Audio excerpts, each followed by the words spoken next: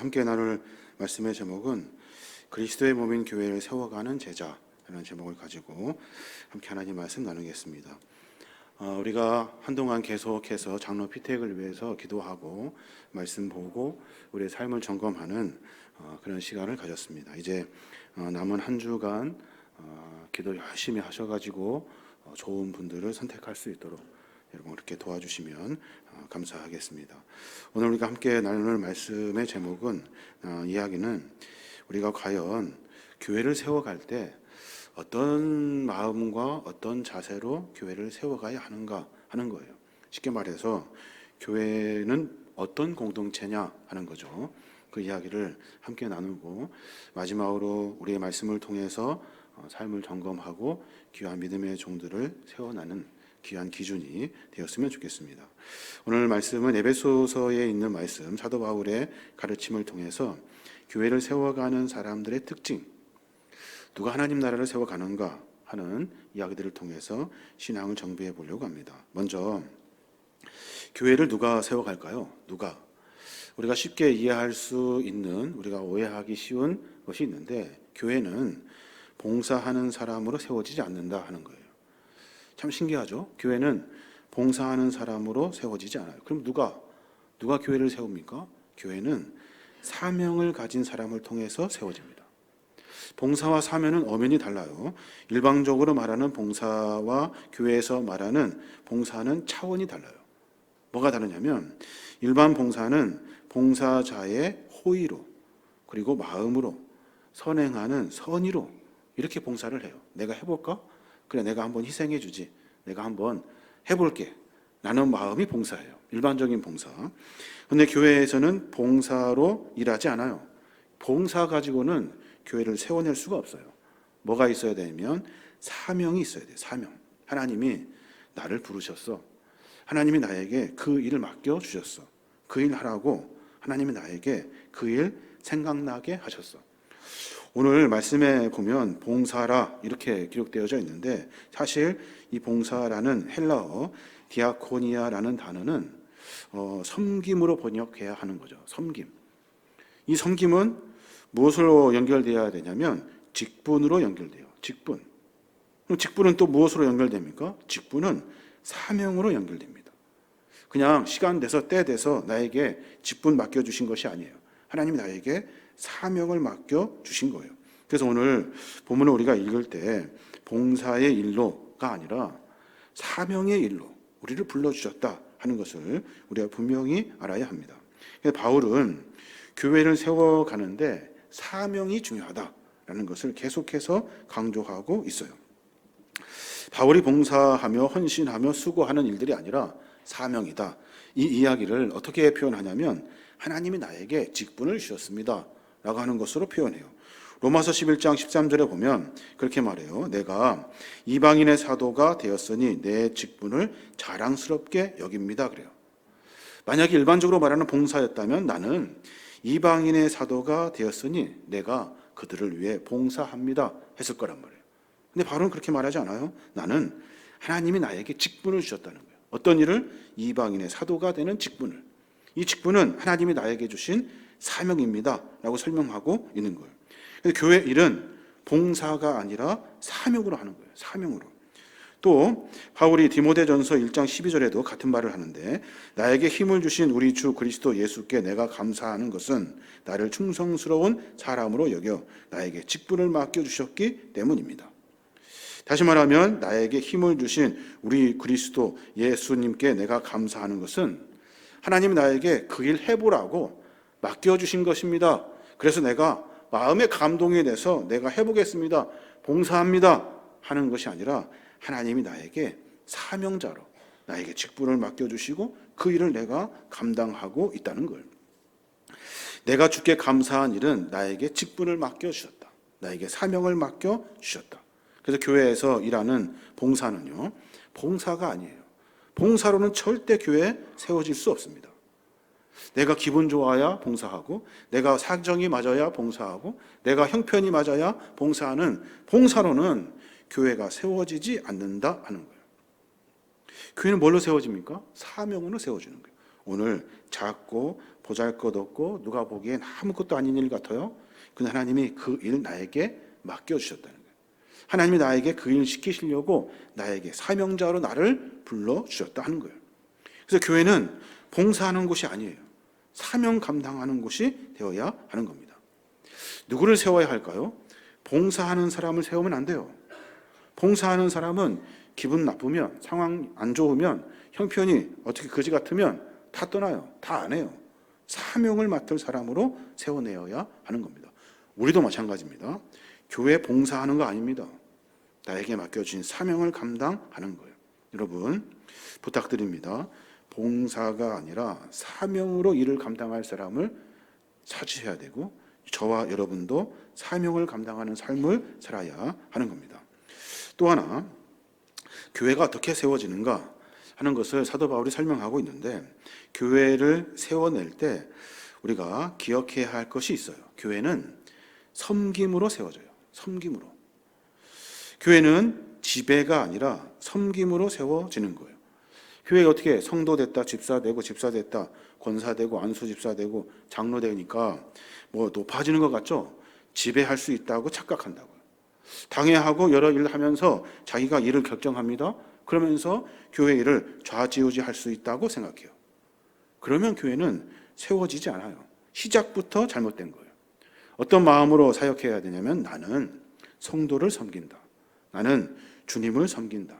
나는 주님 안에서 귀한 사명, 헌신하는 마음으로 섬기며 감당하겠다 라고 하는 마음이 우리 안에 있어야 돼요. 하나님 나라가 어떤 나라입니까? 그 이야기를 마태복음 20장에 자세하게 설명해 주셔요. 20장에 보면 어떤 일이 있었냐면, 어느 두 아들을 둔 어머니가 있어요. 두 아들을 둔 어머니가 예수님에게 청탁을 하러 왔어요. 예수님, 드릴 말씀이 있습니다 하고 왔어요. 무엇이냐라고 하니까 그 여인이 설명을 하는데, 저에게는 두 아들이 있습니다. 근데 두 아들, 하나는 주님의 오른편에, 하나는 주님의 왼편에 앉게 해주십시오 라고 청탁을 해요. 그때 그 말을 듣고 주님이 답답해서 화가 나셔가지고, 야, 하나님 나라는 그런 것이 아니야 라고 설명하시면서 마태복음 20장 25절에 그렇게 설명을 하셔요. 예수님이 그들을 가까이 불러 이렇게 말씀하셨다. 너희들 이리 와봐. 너희가 아는 대로 세상의 통치자들은 백성을 권력으로 지배하고 고관들은 세도를 부린다. 그러나 너희는 그럴 수 없다. 너희 중에 누구든지 크게 되고 싶은 사람은 남을 섬기는 사람이 되어야 하고, 으뜸이 되고 싶은 사람은 남의 종이 되어야 한다 라고 설명해 주셔요. 다르죠? 세상 사람들과 하나님 나라는 달라요. 교회 안에서는 세상은 권력을 지배하고 고관들은 세도를 부리지만, 너희들만은 그러면 안 된다 라고 말씀하고 계시는 거예요. 크고 싶으냐? 그러면 섬겨라. 으뜸이 되고 싶으냐? 종이 되어라 하는 것이 하나님 나라의 원리라는 거예요.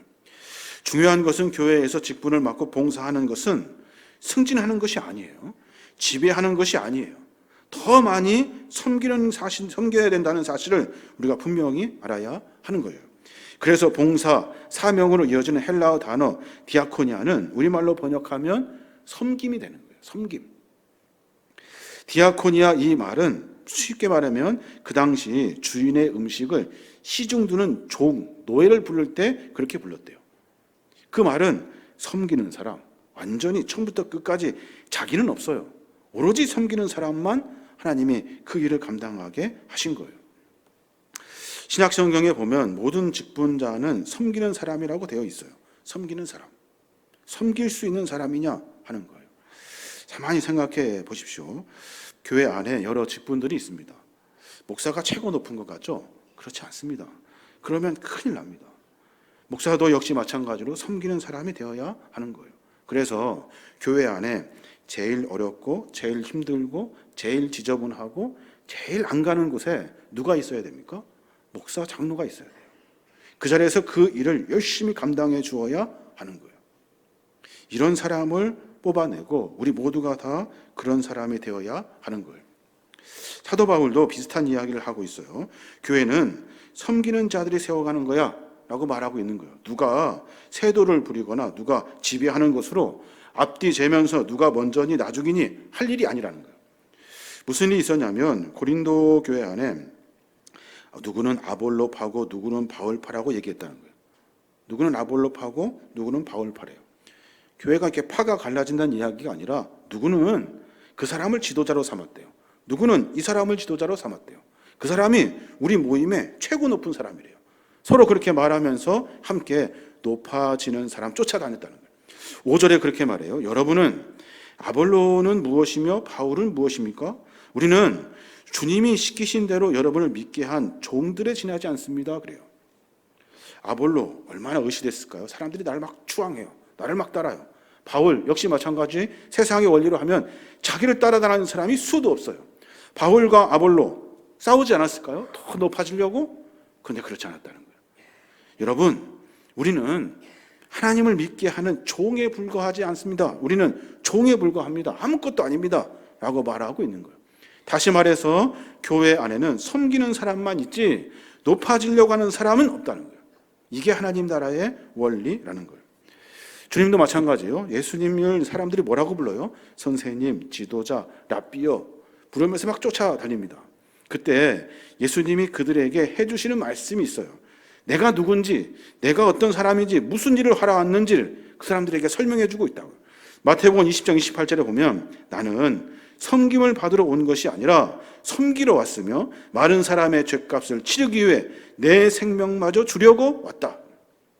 나 선생이라고 하지 마라. 나 랍비라고 하지 마라. 지도자라 하지 마라. 나를 높이지 말아라. 나는 섬기려고 왔다. 섬기려고. 너희들의 섬김을 받으려고 온 것이 아니라 섬기려고 왔다. 이것을 우리가 분명히 알고 깨달아야 하는 겁니다. 그러니까 누구를 선택해야 되고 우리가 어떤 마음을 가져야 합니까? 교회 공동체 안에서는 섬기는 사람이 되어야 되고 섬길 수 있는 사람을 선택해야 하는 거예요. 보면 사람 다 바뀝니다. 변화됩니다. 그러니까 우리가 기도하며 그 마음을 미리 알아서 그러지 않도록, 그런 일들에 시험에 빠지지 않도록 해주어야 하는 거예요. 섬김, 봉사의 반대말이 뭘까요? 섬김, 봉사의 반대말. 봉사하지 않는 것, 섬기지 않는 것입니까? 그렇지 않습니다. 성경적으로 알아보면 섬김, 봉사의 반대는 지배입니다. 지배. 봉사하지 않는 사람, 섬기지 않는 사람이 교회 공동체 안에 있으면 지배하게 되어 있어요. 교회 안에 봉사하지 않고 섬기지 않는 사람은 자기가 최고인 줄 알아요. 최고 높은 줄 알아요. 권세를 다 누릴 수 있다고 착각한다. 그러면 교회 공동체는 세워지지가 않는 거예요. 장로님들, 또 권사님들, 안수 집사님들, 우리가 직분 맡아 하나님이 우리를 먼저 불러주셨다 한다면, 목사도 마찬가지. 교회 안에서는 봉사하고 섬기는 일에 최선을 다해야 하는 거예요. 부족하지만 연약하지만 그 일을 우리가 알고 나는 대우받으려고, 나는 섬김을 받으려고 온 것이 아니라 나는 섬기려고 주의 사명을 감당하고자 합니다. 라는 일들이 우리 안에 이루어져야 하는 거예요. 섬기는 사람에게 자연스럽게 일어나는 현상이 있어요. 섬기려고 하는 사람, 봉사하려고 하는 사람, 헌신하려고 하는 사람, 무슨 일이 일어나냐면 그 안에 교제가 일어납니다. 교제. 신기하죠? 막 높아지고 대단해지는 줄 알았더니 그 안에 일어나는 첫 번째 현상은 그 안에 교제가 일어나요. 교제가. 세상의 봉사는 자기가 드러나요. 자기가. 내가 희생하고 내가 헌신하니까. 근데 교회 안에서 봉사와 섬김은 그 안에 교제가 일어난다 하는 거예요. 고린도 후서에 보면 마게도니아 교회 사람들이 바울에게 부탁을 합니다. 무슨 부탁을 하냐면 그 부탁이 참 기가 막혀요. 특이한 부탁인데 고린도 후서 8장 4절에 보면 그들은 예루살렘에 있는 성도들을 돕는 일에 참여하게 해달라고 우리에게 여러 차례 부탁했습니다. 그래요. 마게도니아 교회 사람들이 바울에게 부탁을 하는데 우리가 예루살렘 성도님들 돕겠습니다. 그리고 또 우리도 그 일에 참여하게 해 주십시오. 라는 말이에요.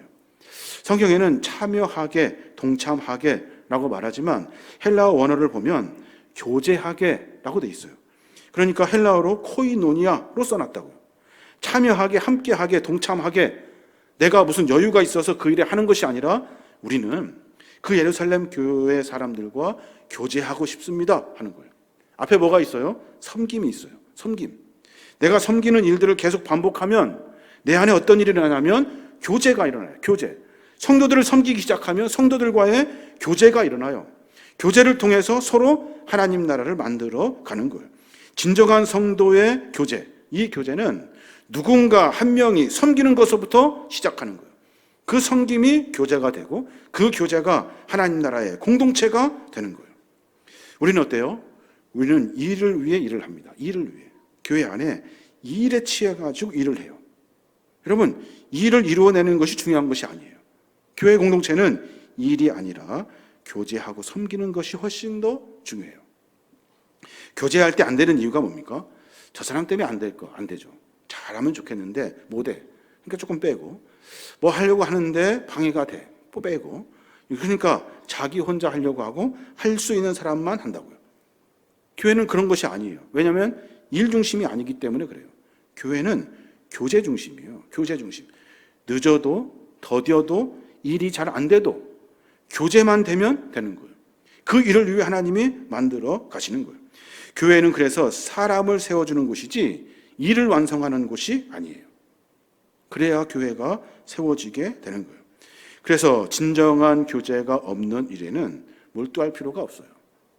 우리가 거기에 집중할 필요가 없어요. 성서적 의미의 교회의 섬김과 봉사는 교제의 목적이 되어 있어요. 그래서 사도 바울은 이 교제의 중요함을 말해요.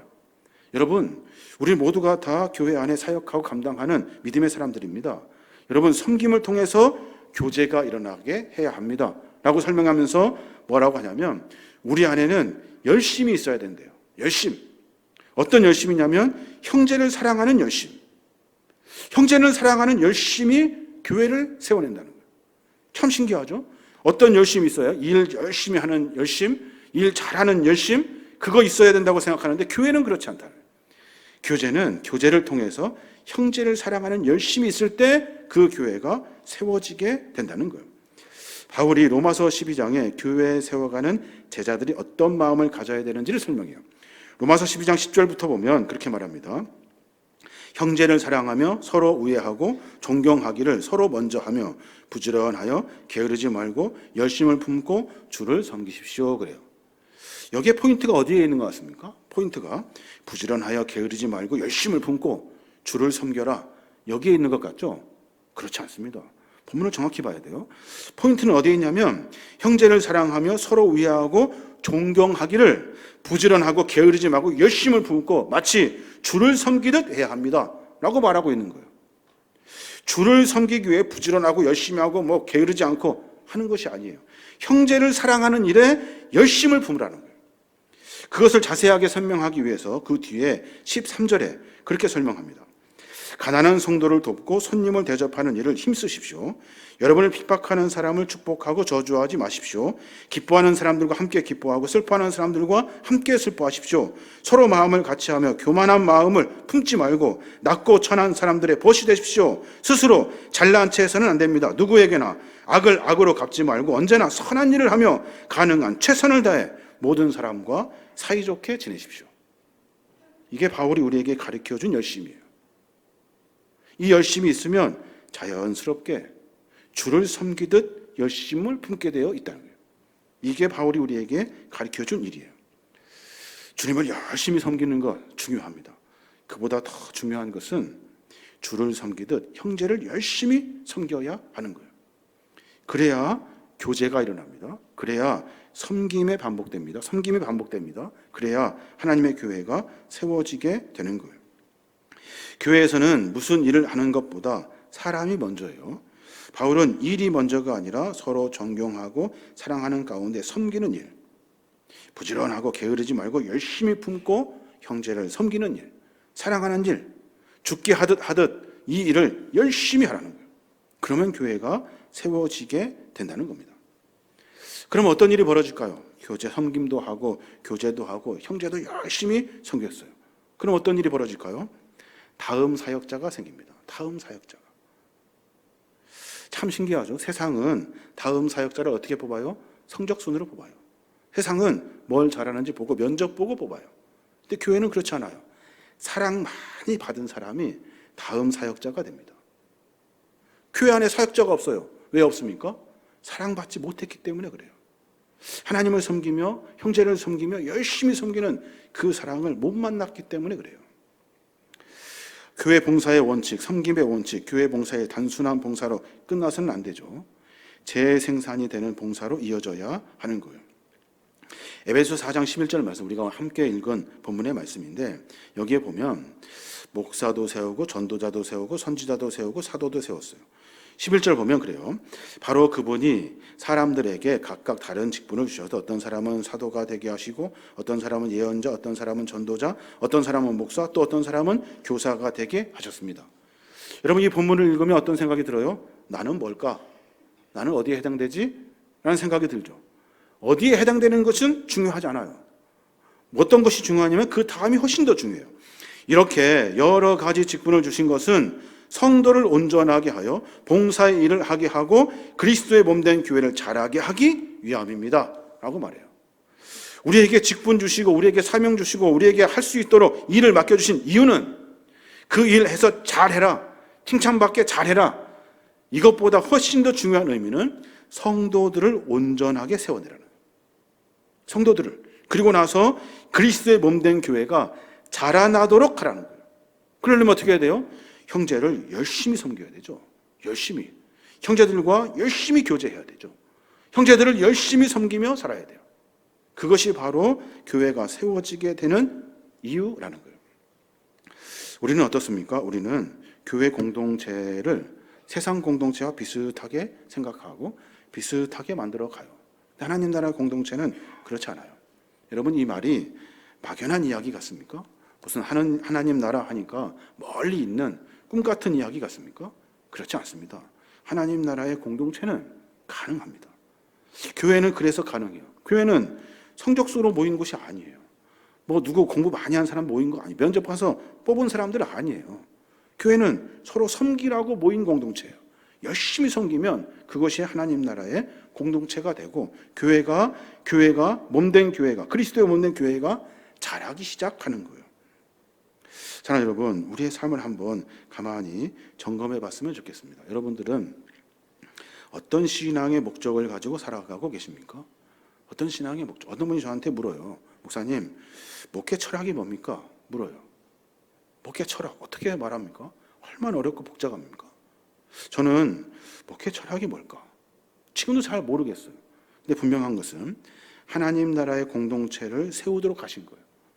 어떻게 하면 될까요? 서로 섬기고 교제하고 행복한 믿음의 공동체를 만들어가는 거예요. 그러면 그 공동체는 자라게 되어 있어요. 목회 어떻게 해야 됩니까?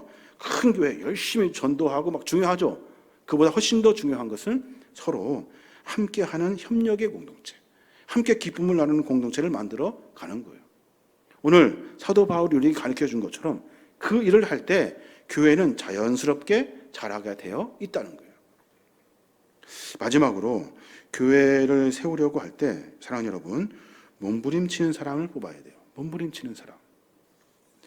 몸부림치는 사람이 뭘까요? 그냥 열심히 하는 사람일까요? 그렇지 않습니다. 몸부림치는 사람은 자기와 싸우는 사람입니다. 자기와. 내가 나와 싸우는 일 중에 가장 어려운 일이 뭘까요? 가장 어려운 일. 그 일이 뭐냐면 누구를 나보다 낮게 여기는 일이에요. 낮게 여기는 일. 이게 가장 힘듭니다. 저도 마찬가지예요. 저도 목사로 사역을 감당하고 있지만 누가 나한테 이야기하면 잔소리로 들리고 그것이 막 짜증이 날 때가 있어요. 왜 그럴까요? 내가 높다고 생각하기 때문에 그래요. 남을 낮게 여기는 마음이 없기 때문에 그래요. 내가 맡은 부분 전체 가운데 내가 늘 낮은 마음으로, 내가 섬기는 마음으로, 내가 교제하는 마음으로 몸부림이 우리 안에 있어야 하는 거예요. 그것이 있지 않으면 하나님의 공동체를 세워갈 수가 없어요. 축구 경기에서 가장 중요한 게 뭘까요? 개인의 능력 중요하죠. 가장 중요한 건 공을 패스할 줄 아는 거예요. 패스할 줄 아는 것. 내가 잘하니까 공 내가 가지고 가죠. 아니요. 교회 공동체 안에서는 패스해야 돼요. 패스. 저 사람도 공 만져볼 수 있도록 해줘야 되고 그 사람을 통해서 골이 들어가도록 배려해줘야 하는 거예요. 이것은 그냥 되지 않습니다. 몸부림치셔야 돼요. 몸부림치셔야 돼요. 그래야 그 일이 가능한 일이에요. 몸부림칠 수 있는 사람, 섬기는데 최선을 다하며 괜찮아, 내가 할게, 이 일 내가 허드렛 일, 어렵고 힘든 일 내가 감당할게 하면서 낮아지려고 몸부림치는 사람, 그 사람의 교회 공동체를 세워가는 사람이에요. 또 하나는 사랑하는 여러분, 우리 모두에게 드리는 말씀인데 지도자로 세워주셔야 돼요. 지도자로. 장로님들, 여러분들이 장로님들을 세워주지 않으면 여러분 장로님 아무것도 아닙니다. 목사도 마찬가지예요. 여러분들이 세워주지 않으면 목사도 아무것도 아닙니다. 저희 아버지가 늘 하시는 말씀, 야 목사 아무것도 아니다. 사랑 못 받으면 아무것도 아니래요. 장로도 마찬가지예요. 사랑받지 못하면 아무것도 아닙니다. 그래서 우리가 해야 할 일은 뭡니까? 사랑하기 싫어요. 섬기고 싶지 않아요. 싫어요. 그런데 어떻게 해야 돼요? 몸부림쳐야 돼요. 믿음의 공동체 안에 우리가 하나님의 사람으로 세워냈으면 그 사람을 섬겨주고 따라주고 격려해주고 힘을 북돋아 줘야 돼요. 뭐 합시다 하는데 아무도 안 움직여요. 그럼 얼마나 공허할까요? 여러분, 성도님들이 지도자를 세워주기 위해 몸부림치는 그 몸부림이 있어야 하는 겁니다. 그래야 믿음의 공동체를 세워갈 수 있어요. 장로 되기가 쉬운 줄 아십니까? 쉽지 않습니다. 국회의원 되는 것보다 더 어려울 수 있어요. 연수되어서 장로 되는 건 아닙니다. 지도자들이 쉽게 되는 줄 아십니까? 그렇지 않습니다. 인정해주고 세워주어야 하는 거예요. 인정해주기 싫죠. 그런데 인정해주어야 하는 거예요. 이제 다음 주에 선거하게 되는데 저는 그렇게 기도합니다. 5명을 피택하려고 준비하고 있어요. 5명이 될까 안 될까? 사람들은 그렇게 고민해요. 저는 그렇게 생각합니다. 하나님, 우리 교회가 힘있게 가려면 하나님의 일꾼들이 필요합니다. 훈련받을 수 있는 사람, 이 마음을 가질 수 있는 사람, 하나님의 마음을 품을 수 있는 사람, 하나님 나라가 뭔 줄 아는 사람, 그 사람 1명, 2명만 있어도 됩니다. 그런데 하나님, 제가 열심히 말씀 준비하고 함께 나눴는데 이 일을 통해서 모두가 다 그 마음을 품었으면 좋겠어요. 저는 확신합니다. 그 일들을 만들어 가신 하나님, 그 일들을 이루어 가신 하나님을 소망해요. 몇 명 될지 모르지만 하나님은 그 마음을 보실 거예요.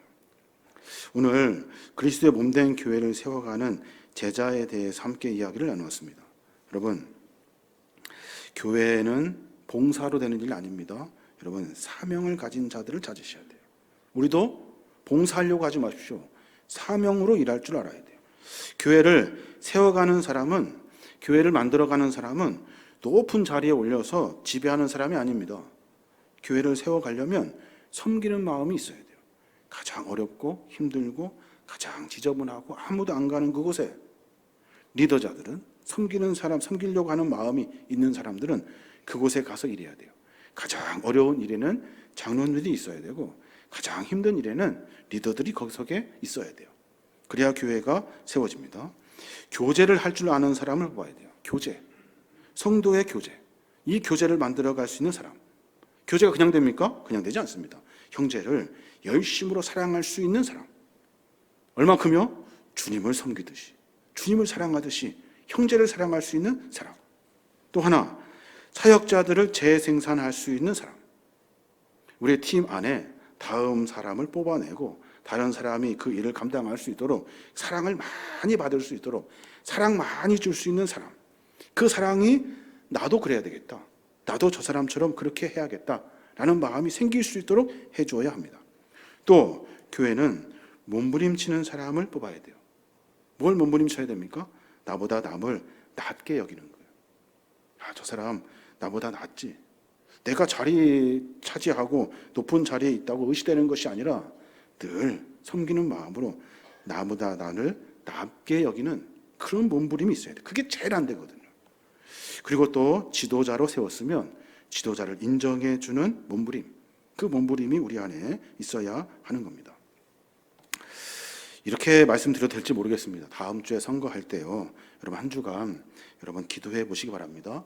요람도 보시고, 그리고 누구를 세워야 할지 성령께서 여러분 마음을 만지실 거예요. 누구랑 상의하지 마십시오. 누구 하자고 힘도 모으지 마세요. 각자 여러분이 생각한 대로 사람을 선택하시면 돼요.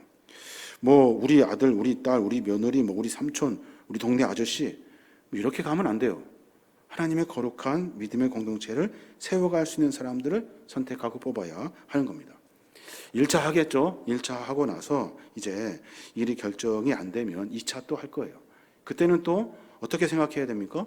공동체의 마음을 이해하셔야 돼요. 아, 나는 그렇게 생각했는데 다른 분들은 그렇게 생각하시는구나. 그래서 그 마음을 인정해 주어야 되는 거예요. 끝까지 내 마음을 고집할 일이 아니라 보고 1번부터 5번까지 있으면 그 후보들 뽑아줘야겠다 라는 마음으로, 공동체 전체를 인정하는 마음으로 일을 하시면 돼요. 그러면 하나님 나라는 만들어집니다. 왜? 우리 안에 거룩한 몸부림이 있잖아요. 서로 세워주고 서로 높여주고 서로 섬기려고 하는 마음, 그 마음이 공동체를 세워가는 겁니다. 오늘 한 주간간 열심히 기도해 보시고 또 서로 이야기하지 마시고 기도하셔서 귀한 분들 선출하십시오. 되신 분들은 사명인 줄 알고, 또 안 되신 분들은 다음에 또 기회가 있고 다른 곳에서 또 열심히 하시면 되는 거예요. 그 일들 가운데 시험 들지 않도록 그렇게 해주시기 바랍니다. 저와 여러분이 이런 귀한 사역을 통해서 하나님의 은혜를 마음껏 누리는 복된 믿음의 종들 되시길 주님의 이름으로 축원합니다.